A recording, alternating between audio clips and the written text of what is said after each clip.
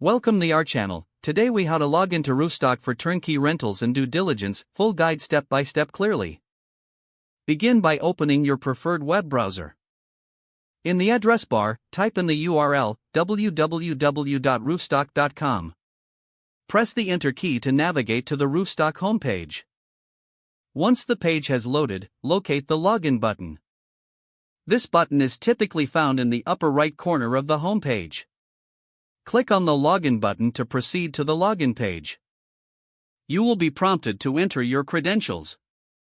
Input your registered email address in the designated field. Next, enter your password in the password field below. If you have forgotten your password, click the Forgot Password link. Follow the instructions provided to reset your password if necessary. Once your email and password are entered, click the Login button. Wait for the page to load your personal account dashboard. Upon logging in, you will have immediate access to your dashboard. Here, you can view available turnkey rental properties. To conduct due diligence, select a property of interest. Click on the property to view its detailed listing. Take time to review important information such as pricing, location, and property condition. Check for available reports and inspections related to the property. You may want to analyze rental yields and comparative market analysis. Look for any community insights or neighborhood statistics provided on the page.